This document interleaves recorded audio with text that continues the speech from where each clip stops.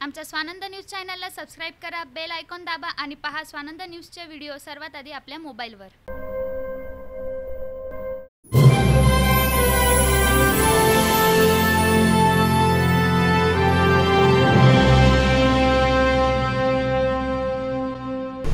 नमस्कार, मी मोनिका गायसमुद्रे। स्वानंद न्यूज मध्ये आपले स्वागत। चर्चा तर होणारच।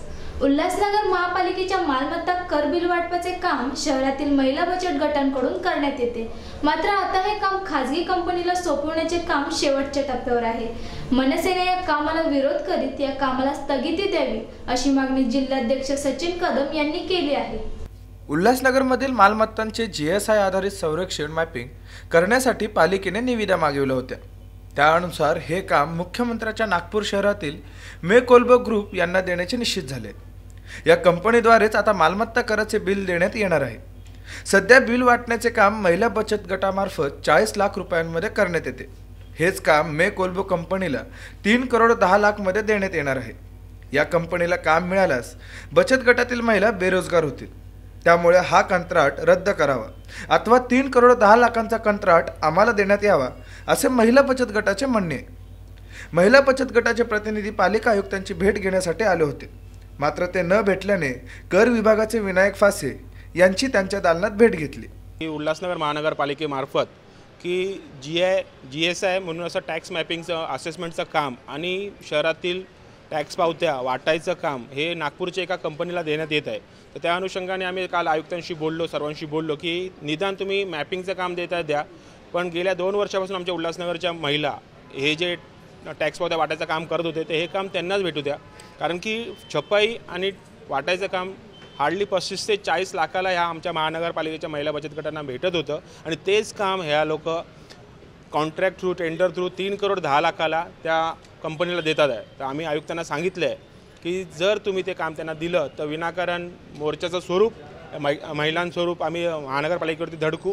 तर निदान कृपा करून सर्वांना आमची विनंती आहे की तुम्ही जे आमची महिला उल्हासनगरचे काम करतात बचत गट त्यांनाच हे टॅक्समध्ये वाटायचं काम द्या। जर सत्ताधारी आणि विरोधकांना पैसा कमी पडत असेल तर आम्ही या महिला बचत गटामार्फत भीक मागो आंदोलन करतो आणि त्यांना पैसे देतो, पण आमच्या महिलांचा रोजीरोटी त्यांनी कोणी छीनू नये, नाहीतर होणाऱ्या परिणामाला त्यांनी सामोरं जावं।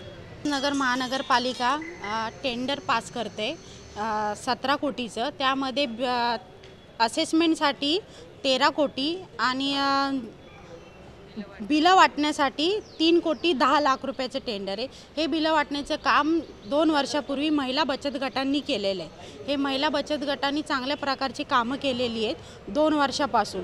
आता हे बचत गटाकडनं महानगरपालिका ही हिसकावून टेंडर कंपनीला देते, ते पण उल्हासनगरचे स्थायिक महिलांचं काम हे एका नागपूरच्या एका कंपनीला भेटतं आहे। हे जे चुकीचं आहे हे आम्ही महिला बचत गटातील सर्व महिला हे होऊ देणार नाही आणि जे हे असेसमेंटचं काम आहे हे टेंडर नागपूरच्या कंपनीला दिलं तर चालेल, पण हे बिलं वाटायचं जे काम होतं ज्या स्थानिक महिला उल्हासनगरच्या ज्या उल्हासनगर महानगरपालिकेत टॅक्स भरतायत त्याच महिलांना मिळालं पाहिजे। त्यांना अनुभव आहे, त्यांना 2 वर्षाचा चांगला अनुभव आहे, त्याच स्थानिक एरियामध्ये त्या राहतात आणि तिथंच कामं करतात। माझं म्हणणं इतकं आहे की आम्ही मोजक्या स्वरूपाच्या महिला इथं आलो आहेत सांगायला आयुक्तांना की हे टेंडर पास होऊ द्यायला नाही पाहिजे म्हणून, पण हे टेंडर्स जर पास झालं नाही तर चांगली गोष्ट आहे।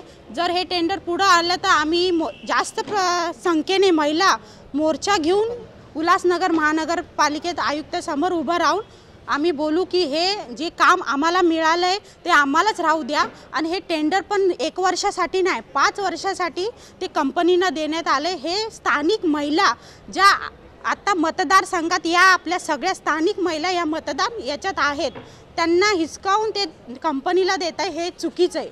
मला असं बोलायचं की हे ज्या गोष्टी आहेत या होऊ नये आणि या स्थानिक महिला बचत गटांनाच ही जे आहे बिलं वाटायची कामं हे मिळायला पाहिजे। Bureau report, Swanand media, Ulhasnagar. आमच्या स्वानंद न्यूज चॅनलला सबस्क्राइब करा, बेल आयकॉन दाबा आणि पहा स्वानंद न्यूजचे व्हिडिओ सर्वात आधी आपल्या मोबाईलवर।